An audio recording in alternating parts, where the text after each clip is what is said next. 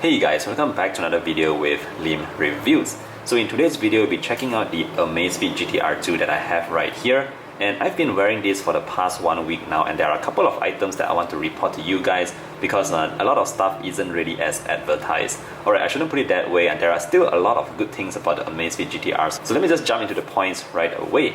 Right, so the Amazfit GTR 2 is really different from its predecessor. For example, you can see here in terms of the design, we get this really simple kind of straps.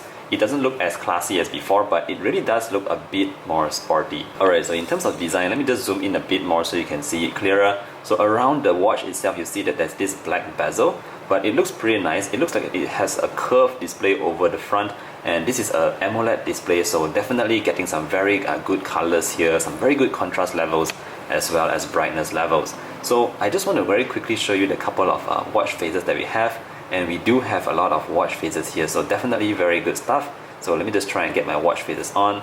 Alright, so just swiping to the right, we can see we have this really fancy looking watch face as well. And note that there are about up to 50 watch faces currently available in the app itself, so you can download the app and of course sideload more watch faces to the watch. So the good news here is that a lot of connectivity have been upgraded in the Amazfit GTR 2. For example, when I transfer a watch face over in the previous version of the watch, it took quite a long while. But in this latest version, the GTR 2, I noticed that the transferring of wallpapers is actually fairly quicker.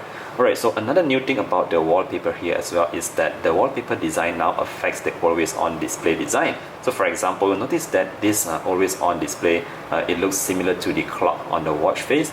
But notice that when I change this to a different watch face, for example, let's take something like this, and there you go. Notice that it will change to the design of the watch face as well. So this is definitely pretty cool here. Those of you guys who like these fancy watch faces, you'll be definitely pleased with this.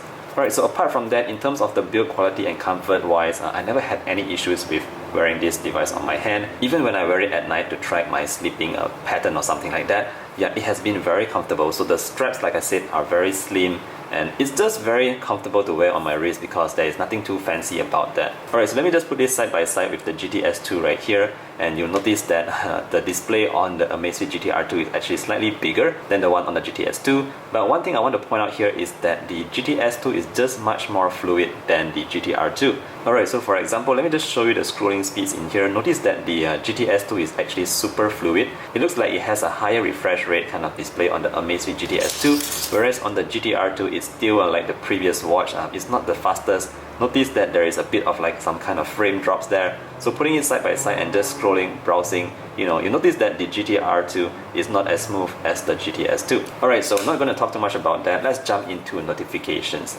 Alright, so the way this watch does notifications is similar to the previously, in such that we of course can get all our messages here. For example, this is a chat that I have been having with my friends, and this is the kind of messages that you can see. Of course, the watch now supports emoji like you can see here, but it only supports certain emojis, not all of them. So for example, this thumbs up works, but notice that when it doesn't support the emoji, it will still show up as a square.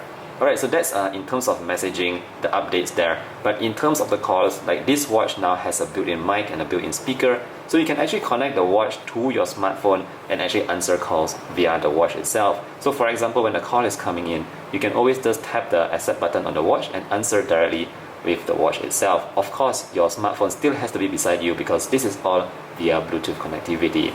Alright, on that note, let's talk a bit about the music playback. So this is a new feature on the Amazfit GTR 2.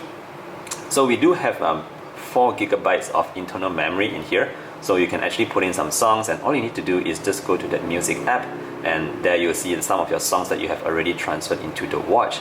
So it's pretty good. It was very easy to transfer the songs from your app to the watch itself, and I definitely appreciate the simple process. In terms of the speaker loudness, it does get pretty loud. Let me just try and see what I have here. Alright, so the mic has to face here to hear the sounds.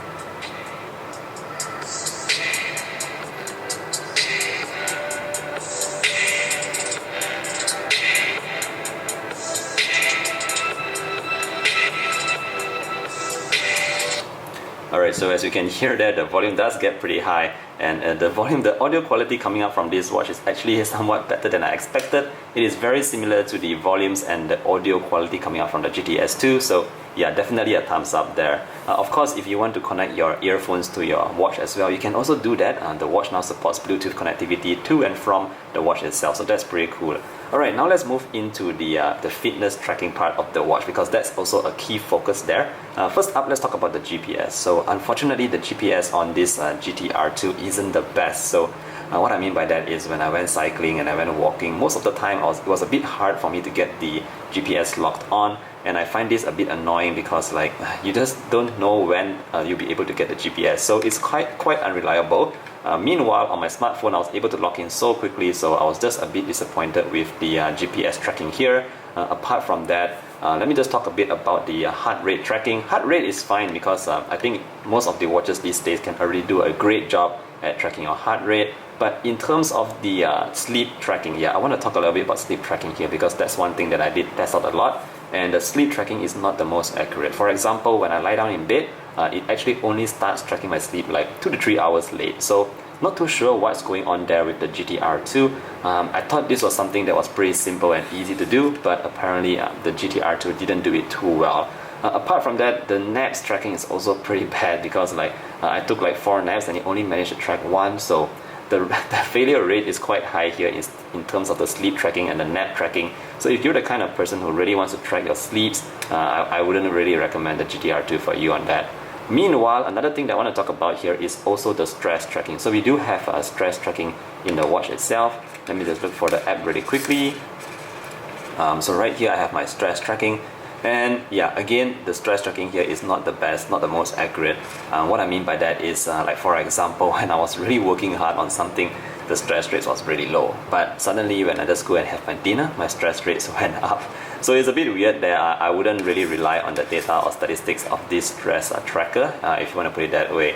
So that's the stress. Stress isn't good, sleeping isn't that good as well. Last but not least, I want to talk about the Sbo2 reading. So just like a couple of days ago, I have this Sbo2 reading of 82%, and it got me pretty alarmed. So I was wondering, like, is it really accurate, you know, because any value like below 90% is supposed to be not good.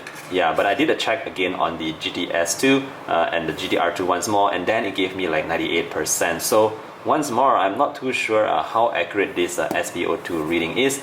Again, if you're really buying a watch to help you, you know, in your like your health or something like that, I wouldn't recommend that you rely these readings from the watch itself. You're probably better off seeing the doctor. Oh yeah, before I end, let's talk very quickly about the battery life. I think this is also a very important part. So in terms of the battery life, Amazfit advertises this as 14 days of normal use, but this is what I got. I got like only 5 days max on one single charge. So seriously, you guys shouldn't trust Amazfit's numbers or something like that, because they said the GTS2 will last a week, but it lasts 2 days.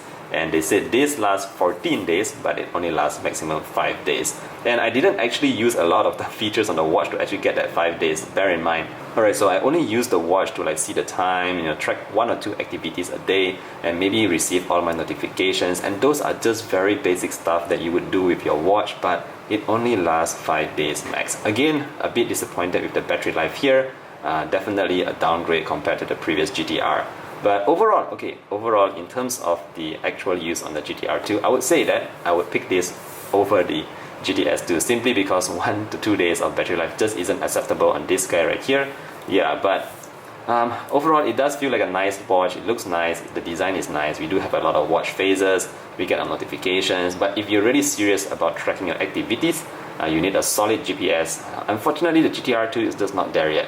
So maybe you will get some fixes in terms of firmware updates, you know, that might fix some of the issues that I'm facing with the watch right now. But yeah, we'll wait and see for that. I can't conclude right now. Alright guys, I think that's pretty much it for my first review on the GTR2. Of course, once again, if you have any questions, please feel free to leave them down in the comment section below. I'll be using this and testing it out more.